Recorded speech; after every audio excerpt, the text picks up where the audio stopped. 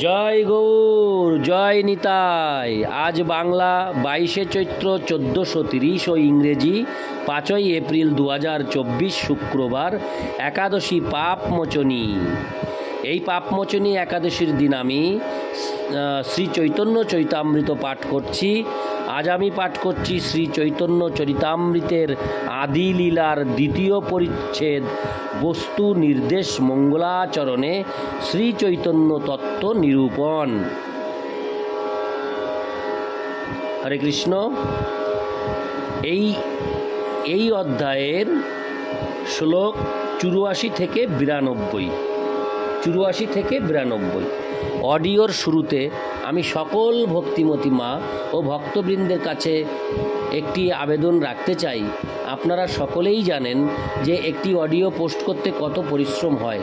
সত্যি আমি অনেক পরিশ্রম করে, অনেক কষ্ট করে, অনেক সুন্দর করে আপনাদের কাছে পৌঁছে দেওয়ার জন্য সারা দিন রাত আমি পরিশ্রম করি।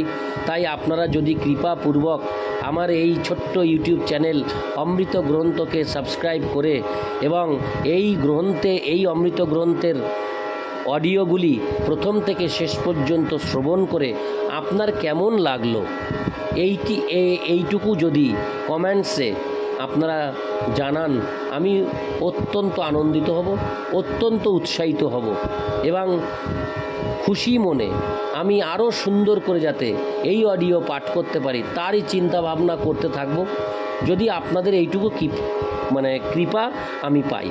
তাই আপনাদের সবার কাছে আমার করজোরে নিবেদন, আপনারা অবশ্যই এই অমৃত গ্রন্থ চ্যানেলটিকে সাবস্ক্রাইব করে আমাকে আশীর্বাদ করবেন।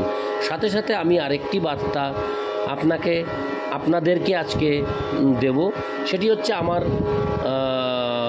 জীবনের পূর্ণতা নামে একটি ভাগবত পাঠের চ্যানেল রয়েছে। এই চ্যানেলটি যদি আপনারা সাবস্ক্রাইব করেন তাহলে ওখানে শ্রীমদ্ ভাগবতম পাঠ আপনারা শ্রবণ করতে পারবেন।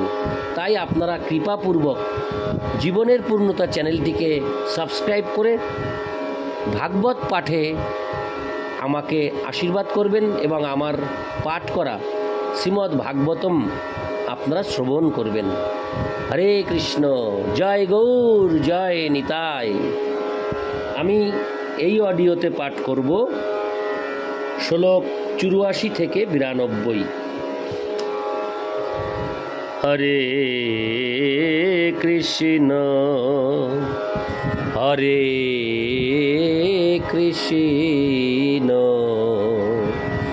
কৃষ্ণ কৃষ্ণ হরে হরে, হরে রাম, হরে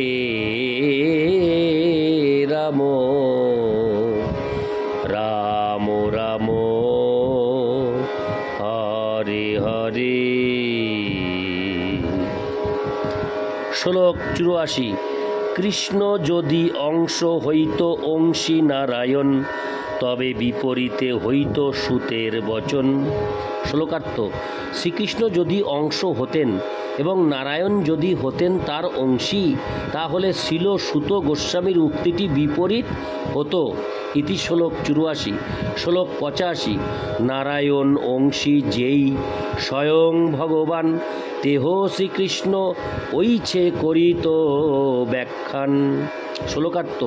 তাহলে তিনি বলতেন সমস্ত অবতারের উৎস নারায়ণ হচ্ছেন পরমেশ্বর ভগবান এবং তিনি শ্রীকৃষ্ণ রূপে আবির্ভূত হয়েছেন। ইতি শ্লোক 85। শ্লোক 86। ভ্রম, প্রমাদ, বিপ্রলিপ্সা, করোনা, পাটব, আর্য বিজ্ঞ বাক্যে নাহি দোষ এই সব। শ্লোকার্থ। বিজ্ঞ ঋষিদের বাক্যে ভ্রম, প্রমাদ, বিপ্রলিপ্সা ও করোনা পাটব জনিত কোনো দোষ বা ত্রুটি থাকে না। তাৎপর্য। শ্রীমদ্ ভাগবতে অবতার ও পুরুষের অংশ প্রকাশ সমূহের তালিকা দেওয়া হয়েছে এবং সেই তালিকায় শ্রীকৃষ্ণেরও উল্লেখ রয়েছে। শ্রীমদ্ ভাগবতে আবার এও উল্লেখ করা হয়েছে যে শ্রীকৃষ্ণ হচ্ছেন পরমেশ্বর ভগবান। যেহেতু শ্রীকৃষ্ণ হচ্ছেন আদিপুরুষ ভগবান, তাই শাস্ত্রীয় সিদ্ধান্ত সমূহ পরমেশ্বর রূপে তার শ্রেষ্ঠত্বই প্রতিপন্ন করে। শ্রীকৃষ্ণ যদি নারায়ণের অংশ প্রকাশ হতেন, তাহলে মূল শ্লোকটি ভিন্ন রূপে রচিত হতো, তাহলে অবশ্যই তা বিপরীতভাবে বর্ণিত হতো। কিন্তু নিত্যমুক্ত ঋষিদের বাক্যে ভ্রম, প্রমাদ, বিপ্রলিপ্সা ও করোনা পাটব জনিত কোনো দোষ থাকতে পারে না। তাই শ্রীকৃষ্ণ যে পরমেশ্বর ভগবান, এই বর্ণনায় কোনো ভুল নেই। সংস্কৃত ভাষায় বর্ণিত শ্রীমদ্ ভাগবতের প্রতিটি শ্লোকই হচ্ছে অপ্রাকৃত শব্দতরঙ্গ। পূর্ণরূপে ভগবত তত্ত্ব উপলব্ধি করার পর শ্রীল ব্যাসদেব শ্রীমদ্ ভাগবত রচনা করেছিলেন। তাই শ্রীমদ্ ভাগবতের প্রতিটি উক্তি অভ্রান্ত, কেননা শ্রীল ব্যাসদেবের মতো নিত্যমুক্ত ঋষির রচনায় কোনো ভুল থাকতে পারে না। এই সত্যকে যদি আন্তরিকভাবে গ্রহণ না করা হয়, তাহলে শাস্ত্রের মাধ্যমে ভগবত তত্ত্ব নিরূপণ করার প্রচেষ্টা অর্থহীন।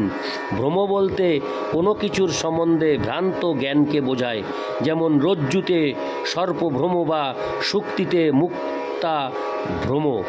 প্রমাদ বলতে বাস্তব সম্বন্ধে অজ্ঞানতাকে বোঝায়।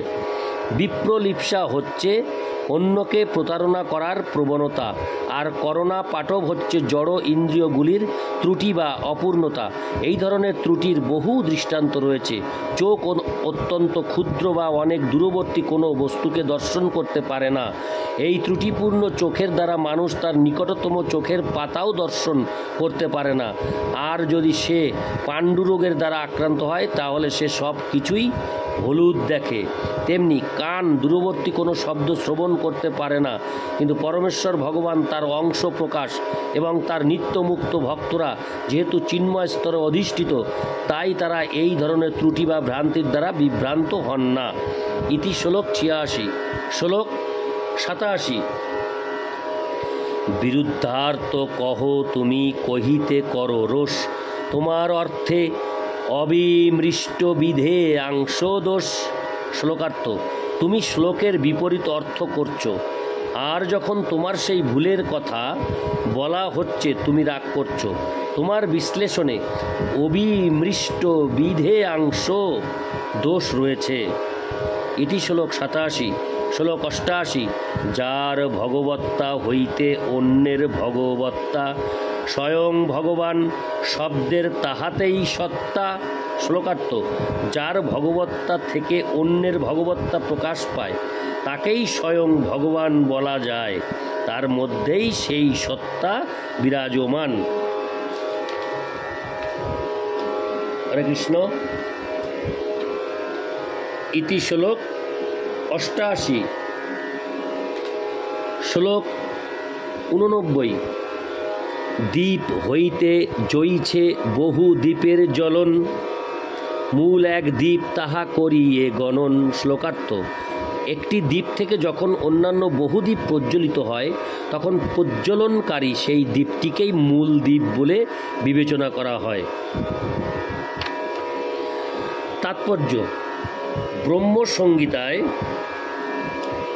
5:46 বিষ্ণু তত্ত্ব বা পরম ভগবত তত্ত্বকে দ্বীপের সঙ্গে তুলনা করা হয়েছে, কারণ ভগবানের থেকে উদ্ভূত সমস্ত প্রকাশ তাদের উৎস মূল আদি পুরুষের সঙ্গে সর্বতোভাবে সমান। একটি প্রজ্বলিত দ্বীপ থেকে আরও অনেক দ্বীপকে জ্বালানো যেতে পারে এবং সেই দ্বীপগুলি মূল দ্বীপটি থেকে কোনো অংশেই নিকৃষ্ট নয়, কিন্তু তবুও প্রজ্বলনকারী প্রথম দ্বীপটিকেই মূল দ্বীপ বলে গণনা করা হয়। তেমনি পরমেশ্বর ভগবান নিজেকে তার অংশ প্রকাশ বহু বিষ্ণু তত্ত্বে বিস্তার করেন। যদিও সেই সমস্ত অংশ প্রকাশদের সকলেই তার মতো শক্তি সম্পন্ন, কিন্তু তবুও আদি পুরুষ পরমেশ্বর ভগবান রূপে তাকেই তাদের সকলের উৎস বলে বিবেচনা করা হয়। এই দৃষ্টান্তের মাধ্যমে ব্রহ্মা ও শিব এই দুই গুণাবতারের প্রকাশও বিশ্লেষিত হয়েছে।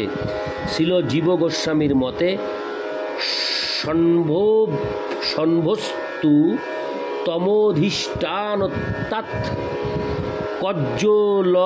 কজ্জলময় সূক্ষ্ম দীপ শিখাস্থানীয়স্য ন তথা সাম্যম।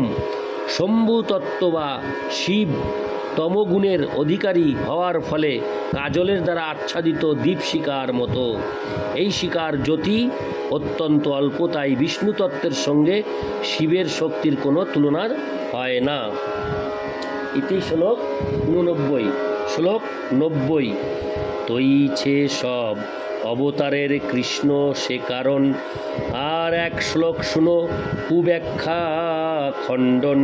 শ্লোকার্থ: এভাবেই শ্রীকৃষ্ণ হচ্ছেন সমস্ত অবতারের পরম কারণ। এই প্রসঙ্গে আরেকটি শ্লোক শোনো, যাতে সব রকম কুব্যাখ্যা খণ্ডন করা হয়েছে।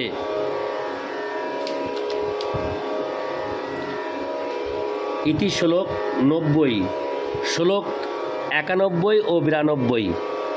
অত্র স্বর্গ বিসর্গশ্চ স্থানং পোষণমূতয় মন্বন্তরেশানুকথা নিরোধ মুক্তিরাশ্রয় দশমস্য বিশুদ্ধর্থং নবানামিহ লক্ষণম বর্ণয়ন্তি মহাত্তান শ্রুতেনার্থেন চাঞ্জসা।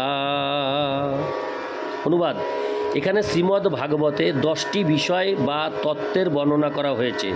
1. স্বর্গ বা ব্রহ্মাণ্ডের উপাদানগুলির সৃষ্টি, বিসর্গ বা ব্রহ্মার সৃষ্টি, স্থান বা সৃষ্টির স্থিতি, পোষণ বা ভগবৎ ভক্তদের প্রতি অনুগ্রহ, উতি বা কর্মবাসনা, মন্বন্তর বা সাধারণ মানুষের জন্য মনু প্রদত্ত কর্তব্যকর্ম, ঈশানুকথা বা ভগবানের অবতারদের বর্ণনা, নিরোধ বা সৃষ্টির সংবরণ, স্থূল ও সূক্ষ্ম জড় আবরণ থেকে মুক্তি এবং 10 আশ্রয় বা পরমাশ্রয় পরমেশ্বর ভগবান। দশম তত্ত্বটি হচ্ছে অপর 9টি তত্ত্বের আশ্রয়। প্রথম 9টি তত্ত্ব থেকে দশম তত্ত্ব বা পরম আশ্রয়ের পার্থক্য নিরূপণ করার জন্য মহাত্মারা কখনো প্রত্যক্ষভাবে, কখনো পরোক্ষভাবে, কখনো বা স্তুতি করে, আবার কখনো বা গল্পের ছলে এই 9টি তত্ত্বের বর্ণনা করেছেন। তাৎপর্য: শ্রীমদ্ ভাগবতের 2:10-1-2 এই শ্লোক দুটিতে 10টি বিষয়ের তালিকা দেওয়া হয়েছে। এই 10টি বিষয়ের মধ্যে দশম বিষয়টি হচ্ছে মূল বিষয় এবং অপর 9টি বিষয় সেই মূল বিষয় থেকে উদ্ভূত হয়েছে। এই 10টি বিষয় হচ্ছে: স্বর্গ, শ্রী বিষ্ণুর প্রথম সৃষ্টি, 5টি স্থূল জড় পদার্থের প্রকাশ, পঞ্চ তন্মাত্রের প্রকাশ, 10টি ইন্দ্রিয়ের প্রকাশ, মন বুদ্ধি অহংকারের প্রকাশ এবং মহৎ তত্ত্ব বা বিরাট রূপের প্রকাশ। 2.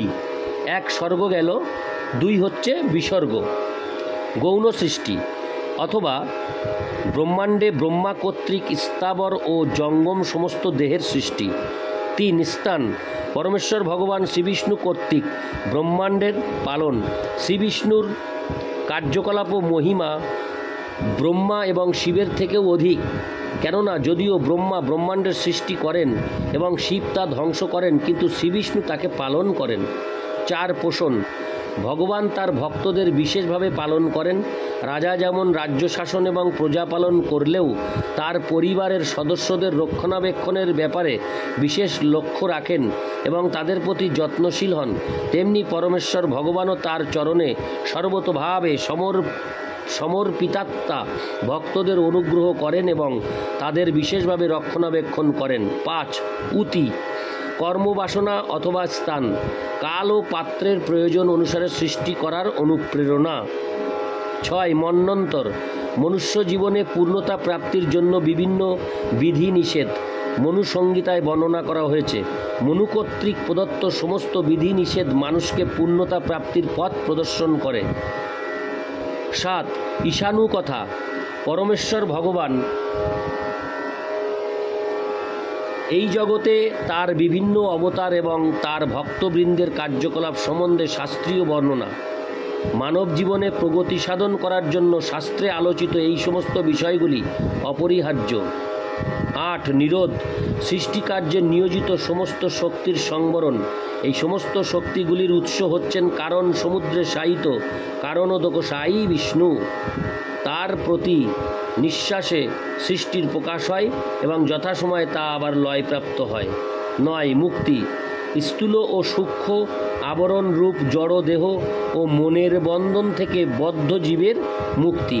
আত্মা যখন সব রকমের জড় আসক্তি পরিত্যাগ করে সূক্ষ্ম ও স্থূল জড় শরীরের বন্ধন থেকে মুক্ত হয়, তখন সে তার চিন্ময় স্বরূপে চিৎ জগতে প্রবেশ করে এবং বৈকুণ্ঠ লোকে বা কৃষ্ণ লোকে ভগবানের প্রেমময়ী সেবায় যুক্ত হয়। ভগবানের সেবক রূপে জীব যখন তার নিত্য স্বরূপে অধিষ্ঠিত হয়, তখন তাকে বলা হয় মুক্ত। জড় শরীরে অবস্থানকালেও জীব পরমেশ্বর ভগবানের প্রেমময়ী সেবায় যুক্ত হয়ে জীবনমুক্ত অবস্থা লাভ করতে পারে। 10 আশ্রয়। পরম তত্ত্ব, যার থেকে সব কিছুর প্রকাশ হয়, যাকে আশ্রয় করে সব কিছু বিরাজ করে এবং প্রলয়ের পর যার মধ্যে সব কিছু লীন হয়ে যায়, তিনি হচ্ছেন সব কিছুর আশ্রয়। এই আশ্রয়কে পরম ব্রহ্মও বলা হয়। সেই কথা বেদান্ত সূত্রে বর্ণিত হয়েছে। শ্রীমদ্ ভাগবতে এই পরম ব্রহ্মকেই বিশেষ করে আশ্রয় বলে বর্ণনা করা হয়েছে। শ্রীকৃষ্ণই হচ্ছেন এই আশ্রয়। তাই জীবনের পরম প্রয়োজন হচ্ছে কৃষ্ণতত্ত্ব বিজ্ঞান অধ্যয়ন করা। শ্রীমদ্ ভাগবতে শ্রীকৃষ্ণকে সমস্ত প্রকাশের আশ্রয়রূপে স্বীকার করা হয়েছে, কারণ পরমেশ্বর ভগবান শ্রীকৃষ্ণ হচ্ছেন সব কিছুর পরম উৎস এবং তিনি হচ্ছেন সব কিছুর পরম লক্ষ্য। এখানে দুটি তত্ত্বের কথা বিশেষভাবে বিবেচনা করতে হবে। হরে কৃষ্ণ, বিবেচনা করতে হবে। একটি হচ্ছে আশ্রয় তত্ত্ব এবং অপরটি আশ্রিত তত্ত্ব। আশ্রিত আশ্রয়ের অধীনে বিরাজ করে। শ্রীমদ্ ভাগবতের প্রথম 9টি স্কন্ধে বর্ণিত সৃষ্টি থেকে শুরু করে মুক্তি পর্যন্ত পুরুষাবতার, ভগবানের অন্যান্য অবতার, তটস্থা শক্তি বা জীব, বহিরঙ্গা শক্তি বা জড়জগৎ, এই সমস্ত কিছুই আশ্রিত। কিন্তু শ্রীমদ্ ভাগবতের সমস্ত স্তুতির পরম লক্ষ্য হচ্ছেন আশ্রয় তত্ত্ব পরমেশ্বর ভগবান শ্রীকৃষ্ণ। শ্রীমদ্ ভাগবতের বর্ণনায় পারদর্শী মহাত্মারা অত্যন্ত দক্ষতার সঙ্গে অন্য 9টি তত্ত্বের বর্ণনা করেছেন। তারা কখনো সরাসরিভাবে সেগুলির বিস্তৃত ব্যাখ্যা করেছেন। তারা কখনো সরাসরিভাবে সেগুলির বিস্তৃত ব্যাখ্যা করেছেন, আবার কখনো বা গল্পচ্ছলে সেগুলি বর্ণনা করেছেন। এই বর্ণনাগুলির প্রকৃত উদ্দেশ্য হচ্ছে পরম ব্রহ্ম শ্রীকৃষ্ণ সম্বন্ধে যথাযথভাবে অবগত হওয়া, কেননা তিনি হচ্ছেন জড় ও চেতন উভয় জগতের আশ্রয়। ইতি শ্লোক 91 ও 92। শ্লোক সমাপ্তম। শ্লোক 93। আশ্রয় জানিতে কহি ন। হরে কৃষ্ণ, শ্লোকটি প্রথম থেকে পাঠ করছি। আশ্রয় জানিতে কহি এ নব পদার্থ, এ নবের উৎপত্তি হেতু সেই আশ্রয়ার্থ। শ্লোকার্থ, সব কিছুর পরম আশ্রয়কে যথাযথভাবে জানার জন্য আমি এই 9টি বিষয়ের বর্ণনা করেছি। এই 9টি বিষয়ের উৎপত্তির কারণকে তাদের আশ্রয় বলে অভিহিত করা হয়েছে। জয় গৌর, জয় নিতাই, হরে কৃষ্ণ।